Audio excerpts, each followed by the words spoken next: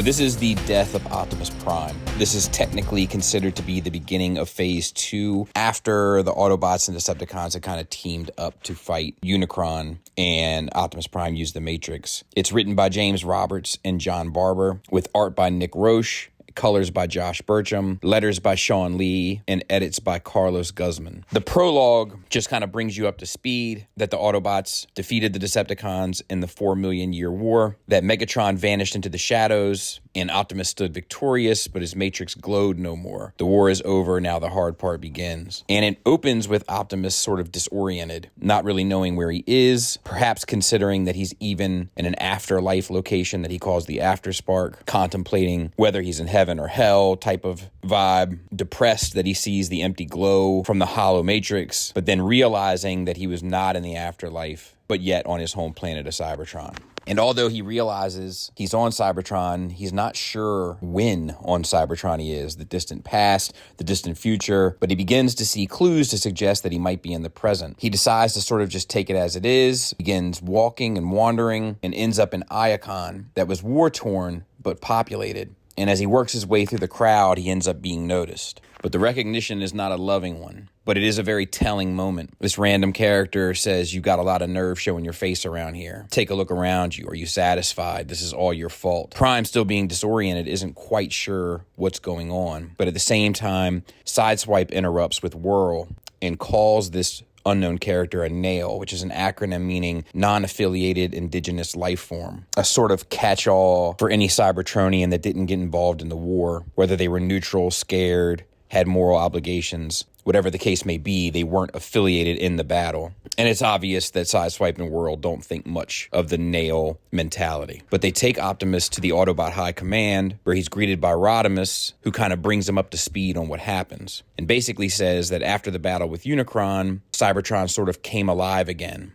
And while Prime has been missing for 3 weeks, it sent out basically a beacon call to all Cybertronians who show up by the leagues to return home, kind of with the understanding that the war is over. But this 3-week history lesson is cut short and interrupted by Metalhawk, who expresses to Prime they've been bitterly disappointed at what his war, as they call it, has done to their world. When Prime calls him by name, Metalhawk expresses that he's surprised that Orion remembers him, to which Optimus responds, "I remember you ran." Metalhawk and Prime continue to have a pretty interesting exchange, where Metalhawk says that he had a duty to his people, to Cybertron, that Prime was killing their world, and they were inspired when Atlas and the Circle of Light left. Prime interrupts him and says the Circle of Light was a cult, and we're better off without him. And Metalhawk says, "Autobots, Decepticons, you're all cults," which is kind of an interesting stance to take, and probably not wrong, but he makes it clear to Prime that he doesn't view himself as part of any new faction, just as a Cybertronian, of which there are many thousands returning. So much, in fact, that he states that they outnumber the Autobots 100 to 1, I believe, was the number. Rodimus wants Prime to fix it with the Matrix. Prime breaks the bad news to him that the Matrix is empty, and Bumblebee takes Prime to basically a POW camp where they're keeping the Decepticons. And as Prime looks on him, there's some interesting stuff. Swindle wants to make a deal, but Cyclonus is yelling, "I don't belong here, I'm not one of them,"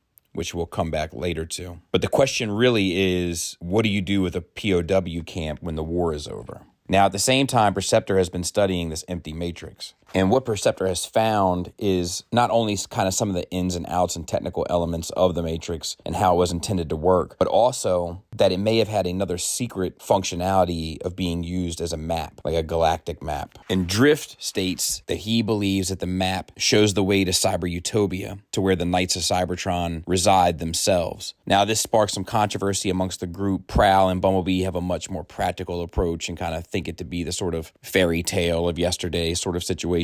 But Drift believes in it from time that he spent with Atlas, who he says was obsessed with finding what he called the roadmap to Cyberutopia, and goes on to say his name as an old Cybertronian is Atlas, literally God map, and he said the Matrix was the key.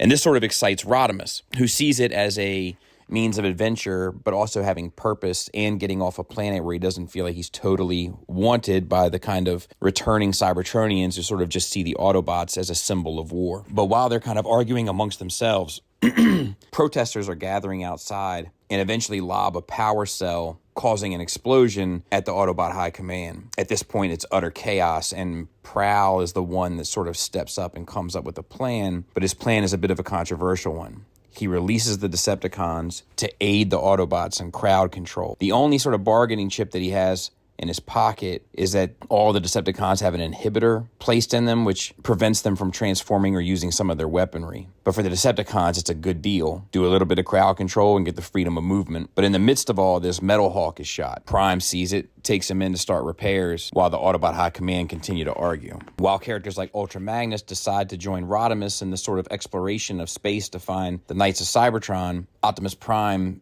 disappears and faces the angry mobs and crowds and says, "My fellow Cybertronians, I stand before you today not as your master, not as your servant, but as your equal. What power I have, I exercise in the interest of the Cybertronian race. I am accountable to you, and if it is your will that I should surrender that power, so be it. But first, I ask you to listen to me. When I became a Prime, I wrote two speeches to be filed away until the war was over. I would give one in the event of victory, the other in the event of defeat. Standing before you today, I do not know which to give. To the new arrivals, I say this. We Autobots bear you no ill will. You had every right to leave Cybertron and every right to return. But those who stayed behind have rights too. They have the right to live alongside you on a planet they won back on your behalf. They have sacrificed more than you know, and I salute them. As for me, I have come to realize one thing. I am the war. In your eyes, at least, I am the war. I represent everything that you sought to escape from, everything you rejected as such. I am an obstacle to peace, something I have no wish to be. And that is why tomorrow morning I am leaving Cybertron forever. I ask only that you give my Autobots the right to remain. I will go if you let them stay." And it does calm the crowds. It brings things back under control. Prime still has that ability, this like general patent of Cybertron. But it doesn't resolve the conflict between Bumblebee and Rodimus, who are still on opposite sides of the spectrum in regards to what steps to take from here. Rodimus is still hell-bent on leaving. Bumblebee is still hell-bent on staying and trying to put it all back together. Neither of them are wrong, just opposite positions on how to solve the same issue. But as their conflict intensifies, Optimus shows up and gives them each half of the Matrix. Doesn't say a word to them and walks away. And then he has a bit of thought to himself, which is where the book closes on, where he says, "My fellow Autobots think that I have made the ultimate sacrifice, when in fact what I have done is uniquely selfish. Freedom is the right of all sentient beings, even me. And for the first time ever, I am free. I am responsible for no one. I am beholden to no one.